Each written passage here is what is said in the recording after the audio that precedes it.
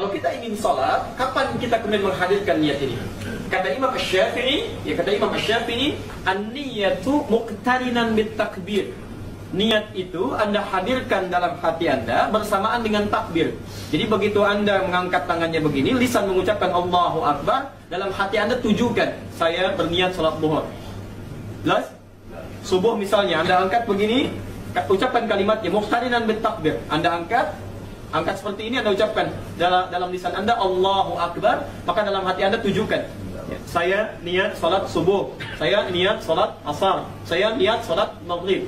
Jadi kata Imam Asy-Syafi'i, pelan-pelan, ini bukan kata saya ya, saya menerjemahkan kata Imam Asy-Syafi'i. Pertama, an-niyatu mahalluhal qalbu. Ini sepakat semua ulama. Niat itu tempatnya ada di hati. Jadi niat termasuk amalan hati.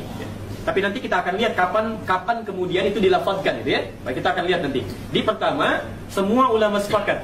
Dari sejak amalan Nabi dilihat diajarkan pada sahabat, pada tabi'in sampai kepada para ulama, disimpulkan kata mereka niat amalan hati. Kalau sudah masuk ke lisan namanya lafaz.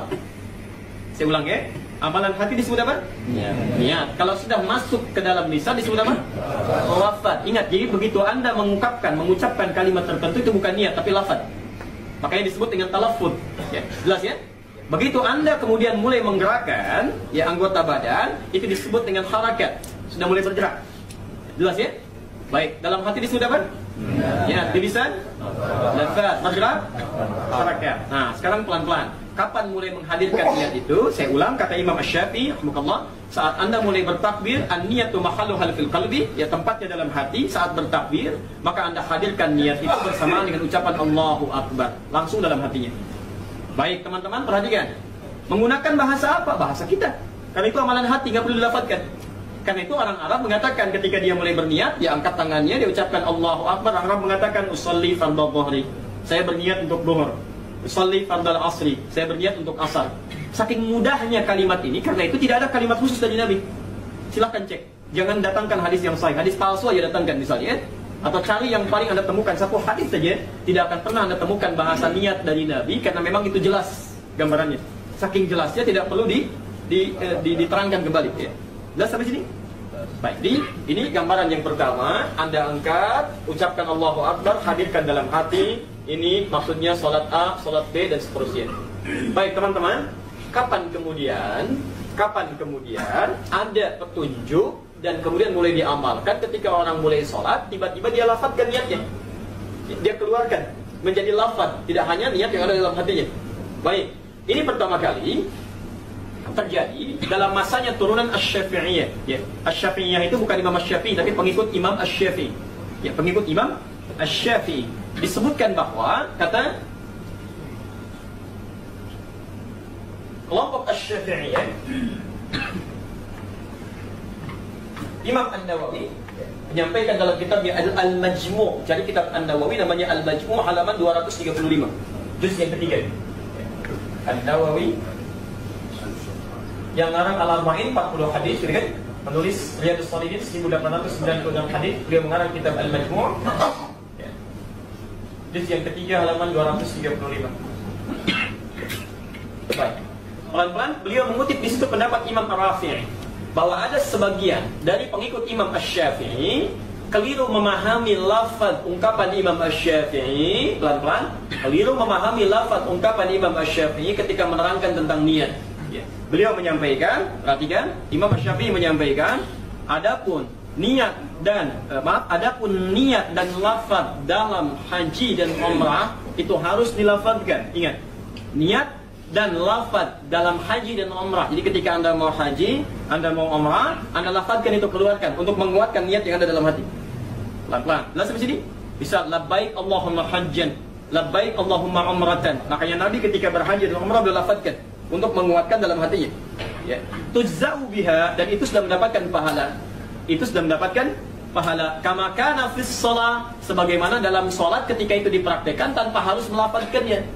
Ya, kalimat kama kana fis shalah dalam keterangan ini maksudnya sebagaimana dalam salat niat dipraktekkan tanpa harus menghadirkannya. Tapi dipahami berbeda oleh sebagian dari kalangan Asy-Syafi'i mengatakan bahwa sebagaimana dalam salat itu maksudnya disamakan boleh dengan haji dan umrah. Jadi mereka mengatakan boleh saat mulai bertakbir, akan bertakbir, ya, maaf, tangannya akan mulai diangkat, maka mulai hadirkan niatnya dengan mengucapkan ya apa yang ada dalam hatinya. Maka muncullah kalimat usolli fardhu dhuhri, usolli fardhu asri, usolli fardhu maghrib. Baik, dikomentari ini dengan beragam oleh para ulama. Apa di antara komentarnya? Pelan-pelan, Imam Malik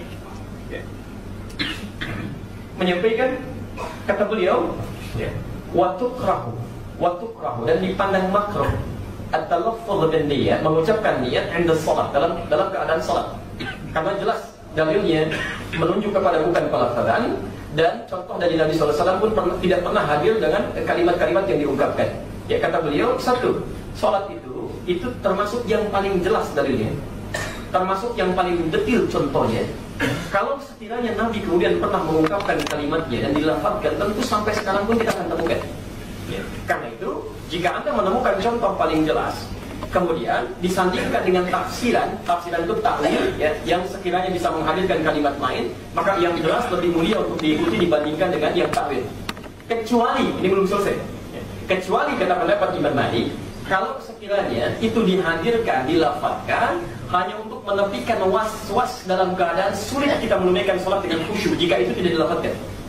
Makanya teman-teman, kalimat usolli itu muncul asalnya itu ketika seseorang mengalami was-was dalam sholatnya. Dia nggak bisa khusyuk, gitu. Dia nggak bisa khusyuk. Jadi sudah mulai, maaf ya, sudah mulai bertakbir, sudah merasakan macam-macam, dia nggak bisa khusyuk, sulit. Karena itu ketika berkonsultasi kemudian kepada ulama pada saat itu, Syekh Al-Nawawi, dia katakan, ya Syekh, kondisi seperti ini, ya sulit menemukan kekhusyuan. Maka beliau katakan, lafadzkan niatmu seperti Nabi melafadzkan niatnya dalam haji dan umrah. Hukumnya disebut dengan qiyas, khusus bagi orang ini yang tengah mengalami was-was luar biasa. Maka ketika dia melafadzkan niatnya usolli fardhu dhuhri, misal ya 4 rakaat lillahi ta'ala, menunaikan salat zuhur 4 rakaat karena Allah menghadap ke arah kiblat lillahi ta'ala, dia takut ternyata bersin, maka tersebarlah ini. Ya. Kata Syekh ini dilafazkan, kemudian praktekkan dari sini dan menyebar. Asalnya, mohon izin, asalnya hanya untuk orang ini saja, dengan hukum yang khusus. Nah, ini seringkali lupa kalau ulama berpendapat. Anda mesti lihat, ada yang hukumnya khusus, ada yang hukumnya luas. Nah, ini hukum khusus dipraktekkan pada orang ini, tapi disebarkan maknanya sehingga menjadi menyebar. Ya, akhirnya apa? Orang yang tidak membutuhkan lafaz itu pun mengucapkan kembali. Dari sini kita ambil pendapat yang paling berpenahan. Kalau sekiranya sudah ada ketenangan dalam jiwa kita untuk memulai sholat, tidak perlu dilafazkan. Karena lafaz itu bukan bagian dari niat, itu amalan lisan. Sedangkan Nabi SAW tidak pernah mencontohkan atau tidak memberikan dalil itu. Kecuali jika Anda berada pada situasi seperti tadi, sulit menemukan kekhusyuan di situ, maka sekiranya Anda boleh menghadirkan lafaz itu untuk meningkatkan kekhusyuan. Jelas sih?